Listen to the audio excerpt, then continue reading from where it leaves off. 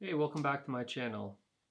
If you were to bring up inflation just a few years ago, I don't think many people would have thought much of it. Like, there's a history, there's hyperinflation, things have happened, but overall, inflation has just been a steady thing that hasn't caused too much ruffles here at home. But if you mention inflation now, I think people are listening more than ever. 10%, they say, CPI. Imagine 10%, the money in your bank is losing value 10% a year. That's a lot. That's a lot. So it's something to think about. So it really made me ask the question, like, who creates money? Like, and if you were to ask me like a few years ago, like, well, governments create money. Look at a $20 bill, Canadian $20 bill. You got the Queen on there. Um, every currency has a president or something. Governments create money. You have the money, sure, it's your money, but governments create money, and that's just the way it is. That's how it's been. But what if there was another form of money that was trustless, that nobody create? There's no government, there's no central entity controlling the money, and instead of inflationary, it's deflationary. There's only 21 million of them divided by 100 million each that'll ever be.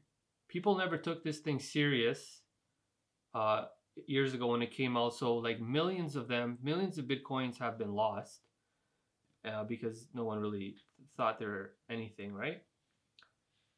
The network, it's the Bitcoin, the blockchain is a internet within itself, and you can own a piece of that internet, that network, which is global. You can't just shut it down, just like the internet. It doesn't rely on anyone. It can't be controlled by anyone. It's its own money. You could send it at the speed of light. You can imagine sending $1 million to another country. There's so many different steps it needs to go through, and it takes time. With this, you can send it instantly. There's such a great case to be made for Bitcoin, even on the humanitarian front. The unbanked can be banked.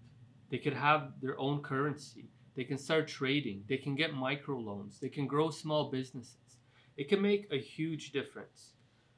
So I think Bitcoin matters now more than ever before, that you should have at least some Bitcoin. Everyone should at least have some Bitcoin to hedge against inflation, which is becoming more and more a problem.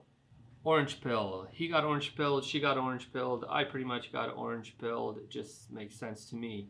But Mr. Jordan Peterson can explain things way better than I can, and he's not like a Bitcoiner or someone who is an expert in cryptocurrency, but he really articulates things well.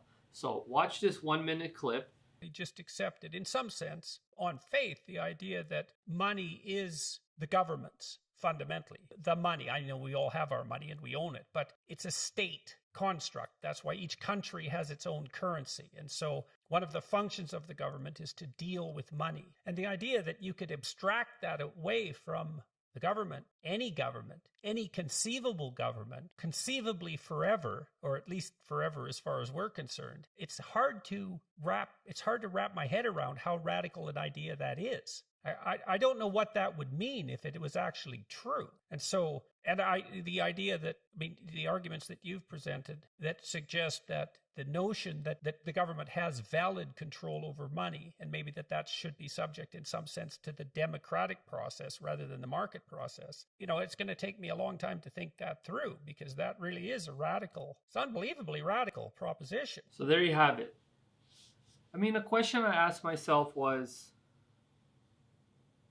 to have a sovereign form of money not controlled by any government here on earth, can that be more of a bad thing than a good thing? I really doubt it. I think not. I think a money not controlled by a central entity is a wonderful thing. So if you don't know much about Bitcoin, check out the link below, www.hope.com. Michael Saylor, and he has an eloquent way of explaining Bitcoin. and its significance. So thanks for watching my little video here of me trying to explain it. I don't know much more than you, but I feel like if I write it down, try and put it out in a video, it'll stick a little better for me too. So hopefully you got some value out of this video. Have a Merry Christmas. Take care.